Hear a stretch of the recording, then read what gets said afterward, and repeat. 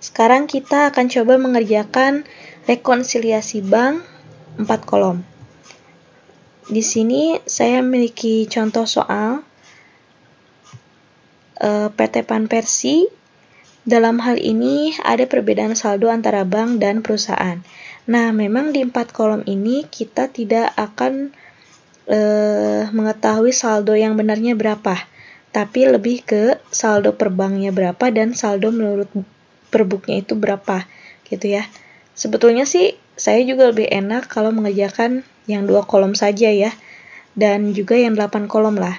Tapi kalau yang 4 kolom ini memang dia akan menyesuaikan yang menurut bank dan akhirnya nanti menghasilkan saldo menurut perusahaan. Dan kenapa sih bisa adanya perbedaan gitu. Nah, kita mulai aja ya.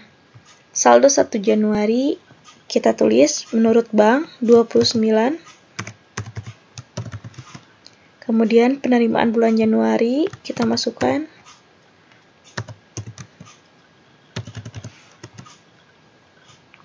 Nah, di sini ada penjelasan bahwa penerimaan satu periode ini sudah termasuk adanya setoran 30 Desember yang diterima pada 2 Januari.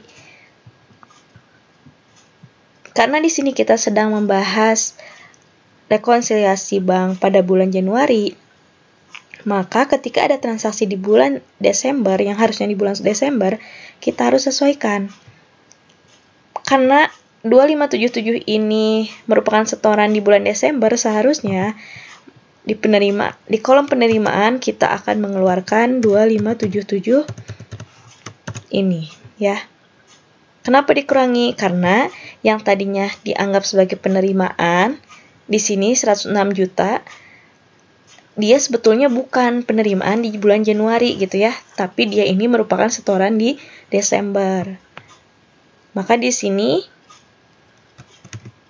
bertambah gitu ya, karena saldo yang Desember akan bertambah. Kemudian wesel yang ditagihkan oleh bank sebesar 2492.500. Adanya not receivable. Nah, seharusnya di sini kan dia sebagai penerimaan ya. 2492.500 gitu. Kalau misalnya kita sedang merekonsiliasi di 2 kolom atau 4 kolom. Nah, tapi karena di 4 kolom ini agak berbeda, maka yang 2.400.000 sekian ini kita pakai sebaliknya. Yang tadinya misalnya ini positif, maka kita jadikan minus. Karena kita ingin menyesuaikan yang berbedanya itu apa di kasnya itu gitu ya. Yang harusnya dianggap sebagai penerimaan, di kas itu memang belum ada gitu. Maka kita jadikan dia sebagai pengurang. Gitu. Padahal kan maksudnya ini dia itu sebagai penerimaan ya, penerimaan di bulan Januari gitu. Kalau kita ingin mengubah saldo di kas, tapi kan kalau di 4 kolom ini kita tidak mengubah saldo di kas, justru kita ingin mengetahui nih yang menyebabkan bedanya saldo di bank sama di kas tuh apa gitu. Dan ternyata menurut kas memang not receivable ini belum masuk gitu. Makanya si saldo per bank kita jadikan pengurang ini gitu ya. Selanjutnya pengeluaran bulan Januari kita masukkan dulu sebesar 120.640.500. Kita tambahkan saldo dengan penerimaan, kemudian dikurangi pengeluaran. Nah, di sini ada keterangan lagi bahwa dalam pengeluaran itu sudah termasuk cek beredar.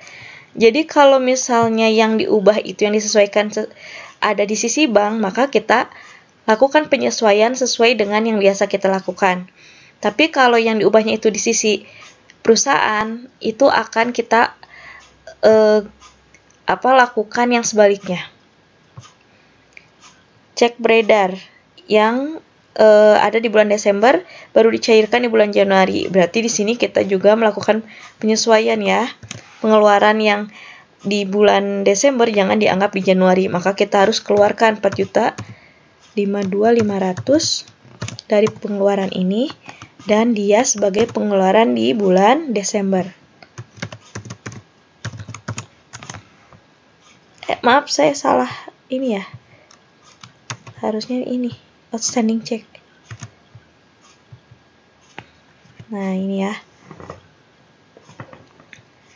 Kemudian ada biaya bank, biaya penagihan wesel, dan cek kosong. Nah, ini dia kaitannya berarti penyesuaian di kas perusahaan.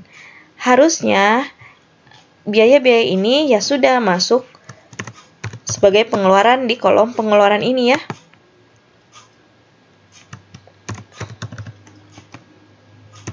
Namun sekali lagi karena ini kita melakukan rekonsiliasi di kolom 4 kolom, ini kita lakukan sebaliknya. Kita buat ini minus.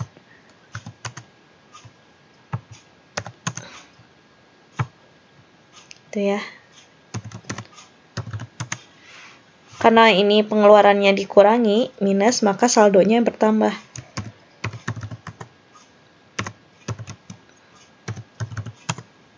Maaf, ini saya salah ya, tipe. Selanjutnya, saldo akhir bulan Januari ini sudah sesuai ya, 14 juta sekian. Saldo bulan Januari untuk perusahaan sekarang. Nah, saldo penerimaan dan saldo akhir nanti ini yang akan disesuaikan. Penerimaan dan pengeluaran maksud saya. Ini harus sama dengan yang diketahui ini ya. Ini harus sama dengan yang diketahui ini. Kita lanjut dulu. Penerimaan bulan Januari sebesar 104, ini sudah termasuk di dalamnya setoran.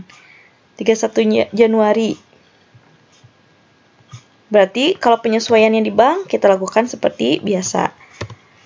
Setoran dalam perjalanan, ini kita masukkan sebagai penambah penerimaan, maka juga menambah saldo. Maka positif di saldonya ya. Kemudian pengeluaran, cek beredar. Cek beredar masih perusahaan, maksudnya masih bank yang menyesuaikan. Kita lakukan penyesuaian.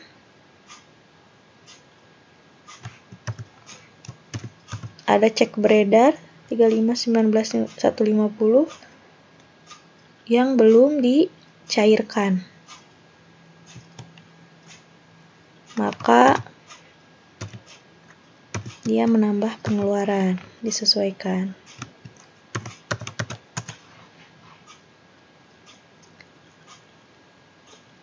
Terakhir, adanya koreksi sebesar selisih dari 320.000 dikurangi 230.000 adalah 90.000 ya. Kita seharusnya pengeluaran ini minus 90.000, tapi kita balikin sebaliknya keadaannya. Maka di sini positif dan ini negatif.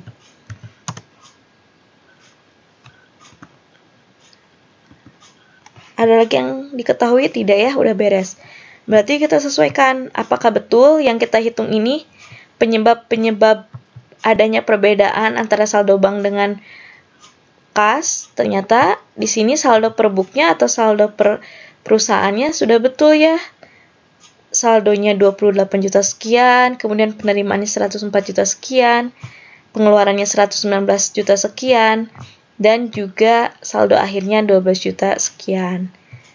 Gitu ya teman-teman. Jadi memang sih kalau 4 kolom ini agak bingung karena ya ini ketika kita menyesuaikan perusahaan, karena ini kolomnya disatukan, maka ada beberapa penyesuaian yang terkadang kita keliru apakah ini minus atau plus gitu ya.